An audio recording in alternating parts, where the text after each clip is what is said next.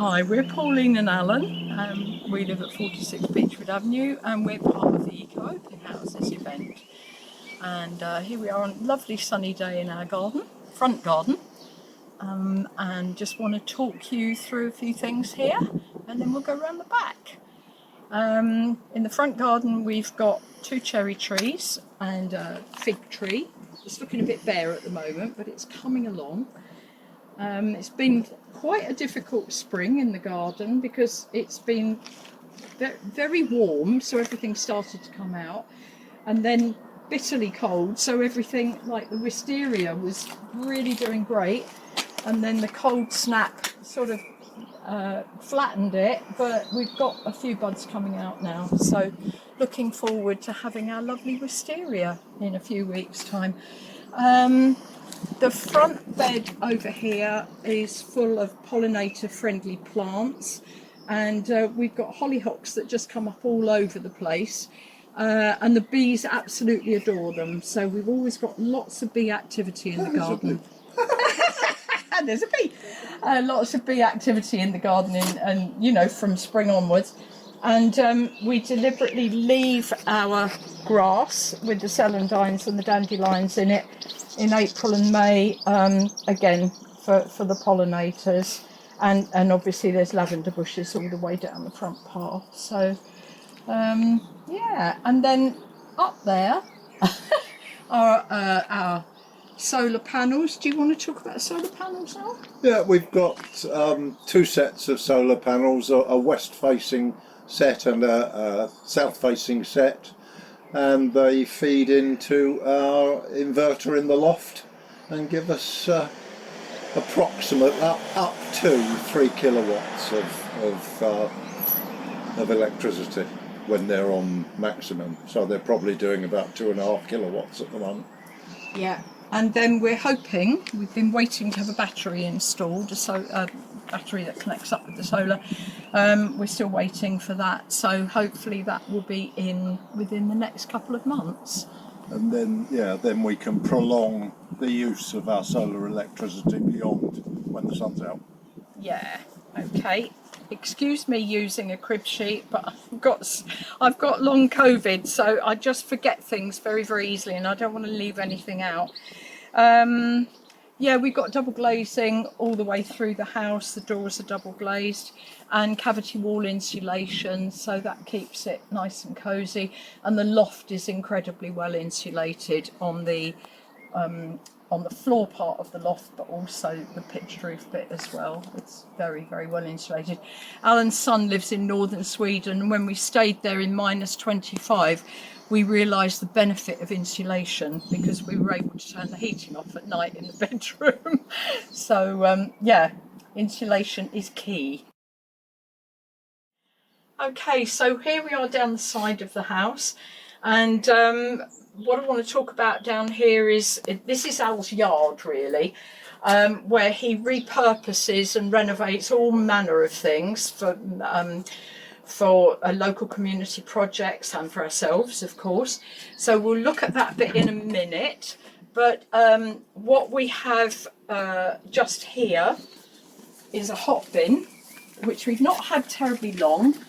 But basically what you do, you put all your food scraps, no matter what it is really. Including cooked food. Including cooked food, bones, all sorts of stuff. And because of the way the bin works, it's very, very hot inside. And there's a green dial on the top, which shows you when it's, you know, really, really heating up. So I'll open the bin, and you can see the steam coming out.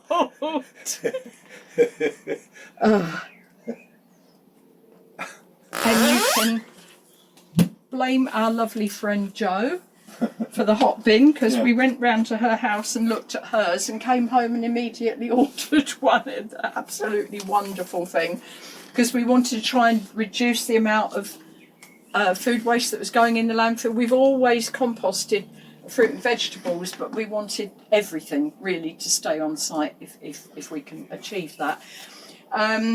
water butt there, obviously, and this is a wormery, which at the moment isn't incredibly active. On account of the cold weather. On account of the cold weather. But inside, you might just catch a few worms. They're only small. They're only little tiny little worms, but there's lots of them in there, and they're all just, they're just breaking everything down. And you might say, well, why on earth don't you just use a compost bin, which we do, as well, and that one. But they produce the most amazing, really wonderful fertilising liquid. What? Thank you. Messy finger. Yeah, this really rich, dark brown liquid, which is incredible fertiliser. So that's why we have the wormery. And then we'll just go through here.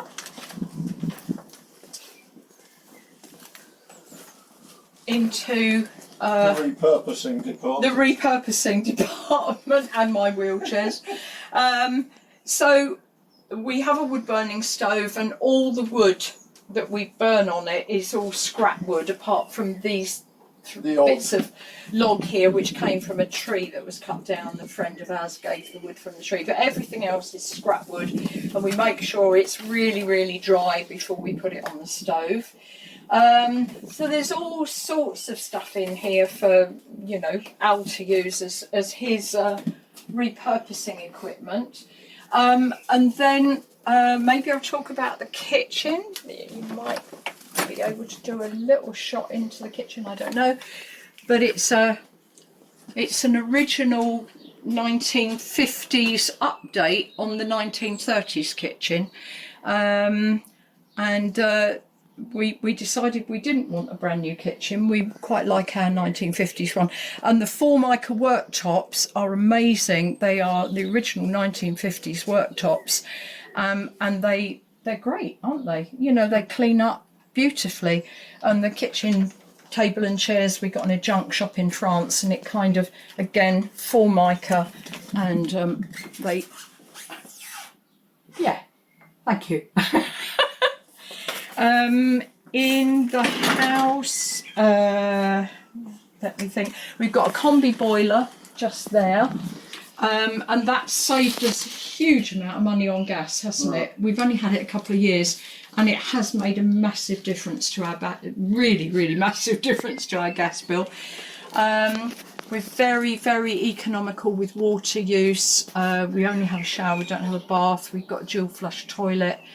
And the way that we cook and do everything is very, very economical with water.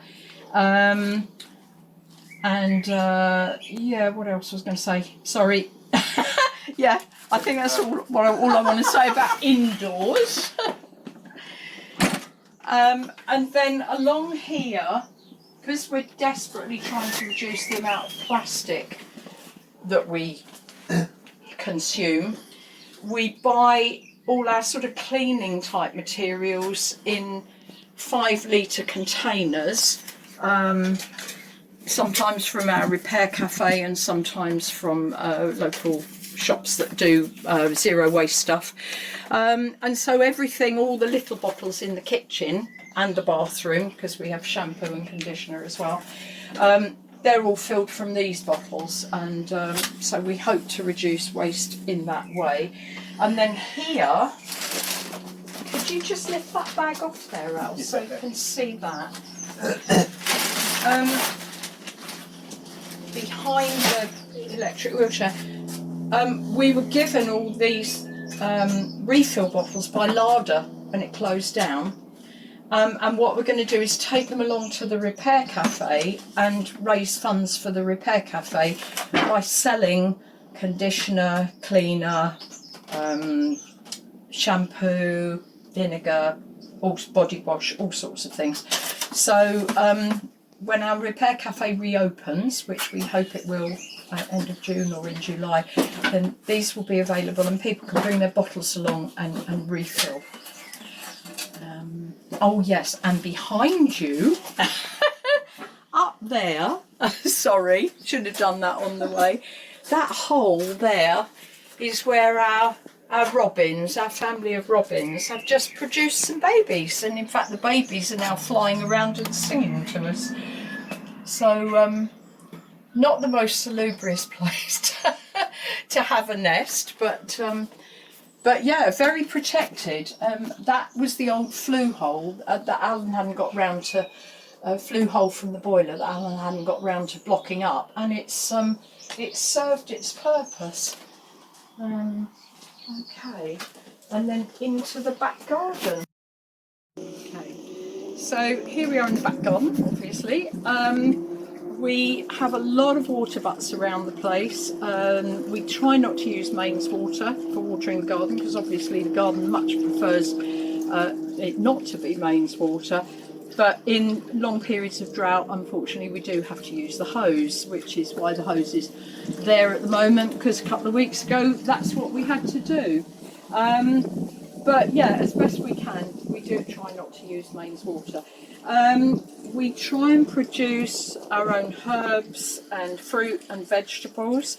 Water butt there, and then I'll show you the others as we go round. The herbs are behind you along there, and there's a hop growing up the wall there in the middle. On the trellis. On the trellis. And also the grapevine going all the way along the garden, which is very useful for the blackbirds to nest in. Oh, I forgot to say, in the front garden we've got blackbirds nesting at the moment as well. So yeah, do you want to talk about the conservatory? When we bought the bungalow, it didn't have this conservatory on, which we subsequently added because we didn't really have a dining room. Well, we did have a dining room, but it wasn't really suitable, so we needed a conservatory. A, to provide us with a dining space on the odd occasion, and B, we use it to dry clothes in. It's got solar control glass in the roof, so it doesn't overheat, which is really good. It's heated with an underfloor heating loop, so there are no radiators in there, which is also useful. That's just taken off the main house heating circulation. Yeah. That's it, really. I guess. Obviously it's double glazed. And I forgot to say, behind all the radiators in the house that are on the external walls, we've got reflective panels to reflect the heat back into the room, and all the house has got LED lighting. You can't quite see. We'll probably look at it when we go a bit further down the road. But we had dried out an attempt at a very dried out green roof at the moment, which we installed a few years ago. But it's been so difficult during all this very, very hot, dry weather to actually keep it going. But it in the winter it's quite good, isn't it? But yeah. Not at this time of year when it's been so dry. Apart from the two benches up the other end, all the garden furniture is stuff that came out of a skip and Alan has renovated. The water catchment system up this end, do you want to explain? Yeah, the left-hand container takes water off the back face of the shed and the garage roof, and then there's another one on the other face of the shed, and basically we recover the water off there. Those are old olive oil containers which we bought before they became too expensive. You could get them for £5 at a time in the good old days. Yeah, and the water butts are linked. They're linked across so that you can draw it out from one thing. And they fill up simultaneously. The water, I love this bit. The water gathers in the gutter and runs down the chain, so it doesn't splash everywhere. That's the theory. And up there in that tree's a pigeon's nest, but it's a right mess. I don't know how on earth they managed to keep eggs in it. But yeah, so pigeons in there. Again, in the back garden, we try and leave things as natural as we can. Lots of pollinator-friendly stuff. The pond is an absolute delight. While I've been ill and I've just not been able to do very much other than just sit in the room there looking out at the garden. we watch all the birds go into the right-hand end of the pond, and they use it as a bath. So they go in the pond, and they get very, very wet, and then they come and sit on the end of the bench there and shake themselves and dry themselves out. So all the way round the perimeter of this bit of the garden are fruit trees and fruit bushes. Strawberries, rhubarb, stuff like, because we do like to try if we can to grow our own fruit. Blueberries in the tubs, and blueberry over there, and then and the bluebells have all just arrived by themselves, as have the lily of the valley. That's our bluebell wood. We love them, so we just leave them be. Okay, so do wander through our mini bluebell wood into the vegetable plot.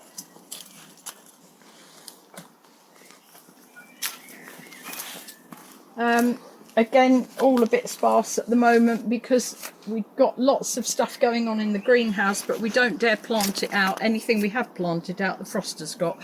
So it's all a bit sparse at the moment, but hopefully within the next 2 or 3 weeks we can get everything out here.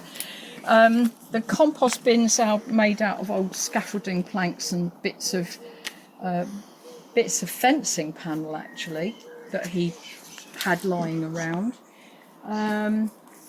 And then, as I say, apart from the lavatory there, we've got fruit trees all the way around the edge.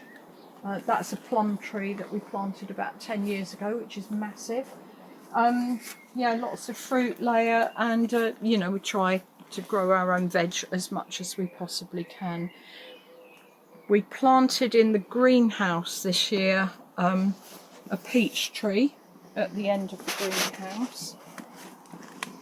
And we put a vine in last year, which has just gone mad. It's absolutely rampant.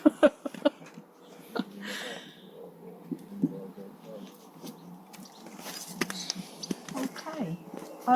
Yeah, and we have sparrows nesting in that hedge. So, as I said earlier, completely surrounded by birds using the garden. It's such a joy to have them here. And more water catchment off the greenhouse. Yeah, I think that's it. Thank you very much. Where's Al? Thank you very much for joining us on our little tour. Hope it's been inspiring and helpful. And it's goodbye from me. And goodbye from me. Bye.